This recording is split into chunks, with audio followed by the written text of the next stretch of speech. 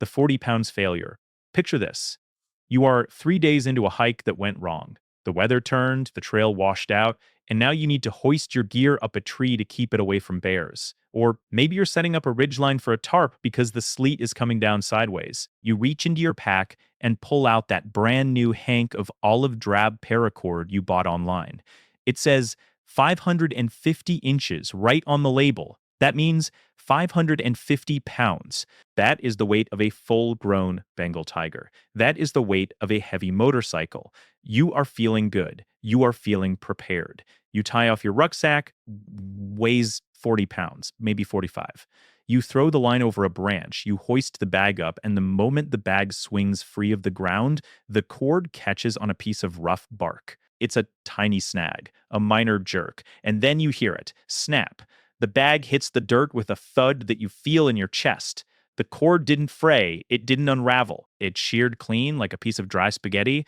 You are standing there holding a limp piece of green string, looking at the label that promised you 550 pounds of security. In that moment, the physics of the situation hits you harder than the cold. You didn't buy survival gear.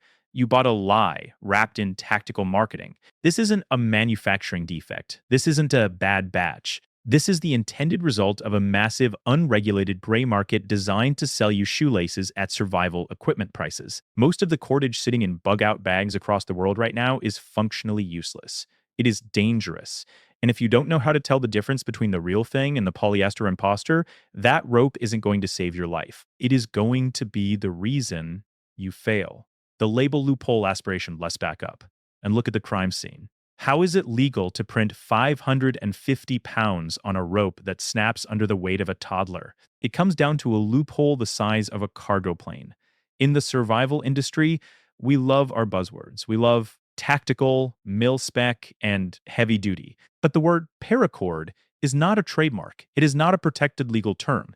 It is a colloquialism. It's like the term cheese product in the grocery store. It implies cheese, it looks like cheese, it melts sort of like cheese, but legally, it is not cheese. The vast majority of cordage sold on massive online retailers, in hardware stores, and in those little impulse buy bins at the surplus store is what the industry calls commercial type 3. The word commercial here is doing a lot of heavy lifting. It sounds professional. It sounds industrial. But in this context, commercial creates a legal distinction that absolves the manufacturer of any liability. Commercial means not military specification. It means they can adhere to the dimensions of the rope without adhering to the performance of the rope. They are copying the look, not the capability. Real paracord is governed by a document called MIL, see 5040H. This is a United States military specification. It is boring, it is dense, and it is incredibly specific. It dictates the raw materials, the twist rate of the yarns, the elongation percentage, and the chemical resistance. When the military buys rope, they are buying a guarantee of physics. When you buy commercial 550 cord for $9 on the internet, you are buying a product name. 550 inches is just the flavor. It's not a test result. It's not a promise. It's just ink on a sticker. To understand why your gear failed in that opening scenario, we have to perform an autopsy. We need to cut the patient open. If you have a piece of paracord nearby, grab it. If you have a knife, cut the end. Now, look at the guts. In a genuine mil-spec life-saving piece of line, you are going to see a kern mantle construction. Kern means core, mantle means sheath. The magic is in the core. In the real stuff, you will find 7 to 9 distinct white strands. But don't stop there. Pull one of those strands out and untwist it. In real MIL, see 5040H cord, every single one of those 7 inner strands is itself a rope. It is twisted from 3 separate yarns. This is redundancy on top of redundancy. It is a rope made of ropes. This structure allows the load to be distributed evenly across the entire cross-section of the cord. Even if the outer sheath is cut, the core maintains structural integrity. It fights to stay together. Now, look at the stuff you bought on sale. Cut it open. What do you see? Usually, you'll see 5 strands, maybe only 3. Sometimes, worst of all, you see what we call the fluff. It looks like loose cotton candy or pillow stuffing. It's just a wad of fibers shoved inside a nylon tube to give it a round shape. If there are strands in your fake cord, untwist them. I guarantee you they are 2-ply, two yarns twisted together, not three. Why? Because cutting one yarn out of every strand saves the manufacturer a fraction of a penny per foot. Over 1 million feet, that's a new vacation home for the CEO. But for you, it means the internal friction is all wrong. It means the strands don't lock together under tension. It means that when you put a load on it, the cord disintegrates. The moment you cut the outer sheath of a commercial cord, the insides spill out like guts from a roadkill. There is no structure. It's a costume, material science, the invisible killer. We've looked at the anatomy, but now we have to look at the chemistry. This is where the scam turns deadly. The specification for real survival cord requires 100% nylon, not nylon blend, not synthetic fibers. 100% nylon 6 for both the sheath and the core. The knockoff market uses polyester or polypropylene. To the naked eye, a white polyester fiber looks exactly like a white nylon fiber. But under the laws of physics, they are opposites. The first critical difference is asterisk elasticity, or what we call elongation. Nylon is a shock absorber. It has a natural stretch of about 30% before it breaks. If you fall, or if your shelter gets hit by a gust of wind, or if you drop that 40 pounds bag, the nylon stretches. It absorbs the kinetic energy. Remember high school physics? It takes that energy and dissipates it through the stretch. Polyester is static. It does not stretch. It is brittle under shock. When that bag dropped in the opening scene, it generated a shock load. For a split second, that 40 pounds bag exerted hundreds of pounds of force. A nylon cord would have stretched, groaned, and held. The polyester cord acted like a brick wall. It couldn't absorb the energy, so it had to fail. It reached its breaking point instantly. That is why it snapped clean. Then there is the issue of asterisk rot. Real nylon is inorganic in a way that makes it highly resistant to mildew and rot. You can get it wet, dry it out, and it's fine. Cheap commercial cords often use cotton blends or low-grade polyfillers.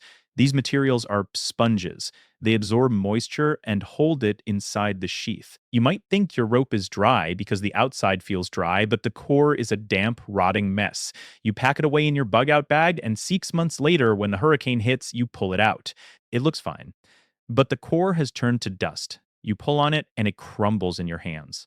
The friction failure Asper survival skill, where this material difference will leave you freezing to death. The bow drill. If you are in a situation where you need to make a friction fire, you are already having a very bad day. You fashion a bow, you carve a spindle, and you use your paracord as the string for the bow. You need to spin that spindle at hundreds of RPMs to generate enough heat for an ember. This creates massive friction, not just at the wood, but on the cord itself, where it rubs against itself and the spindle. Nylon is naturally slick. It has a low coefficient of friction against itself. It can handle the heat and the rubbing for a long time. It's tough. Polyester and polypropylene have a much lower melting point and much higher friction. The moment you start sawing back and forth with a fake cord, it starts to heat up. It doesn't just fray, it melts. It turns into a sticky, gummy goo. Within 20 seconds of bowing, long before you get an ember, the cord fuses to itself and snaps. Now you have a broken shoelace, a cold hearth, and the sun is going down. You trusted the tool, and the tool failed because the manufacturer saved 4 cents on materials. The burn test. So, how do you know? You can't bring a mass spectrometer to the surplus store. You can't count the strands without buying it and cutting it. But there is a field test you can do right now. It's destructive, but it is definitive. It's called the burn test. Smoke doesn't lie. Here is the protocol. Take your cord, cut off a 1-inch piece, go outside or to a well-ventilated area. Hold the piece with pliers. Do not hold this with your fingers unless you want a melted plastic tattoo. Light the end with a lighter. You are looking for 3 things: the smell, the smoke, and the bead. Asterisk first, the real deal, nylon. When you burn real nylon, the smoke is usually white or very thin. It's not choking. The smell is very distinct. It smells like celery. I know that sounds insane, but it's true. It's a chemical compound called adipic acid, used in the synthesis of nylon. It smells like hot celery or leafy vegetables. As it burns, it doesn't char. It melts. It forms a hard, translucent, amber-colored bead. If you tap that bead against a table once, it cools. It sounds like hard plastic. You cannot crush it with your fingers. Now, the scam, polyester SPP Plypro, blight the fake stuff. Immediately, you get black, sooty smoke. It looks like you're burning a tire. The smell is acrid. It smells like burning plastic bags or sweet chemical garbage. There is no celery here. And the bead, it doesn't form a nice hard ball. It forms a black, charred, irregular mess. Or worse, it drips. It turns into a hot running liquid that drops like napalm. If you see black smoke and smell burning trash, throw that entire spool in the garbage. It is not survival gear. It is a liability. The medical danger, the tourniquet trap. There is one more scenario we have to discuss, and this one is the darkest. A common survival hack you see on the internet is using paracord as an improvised tourniquet.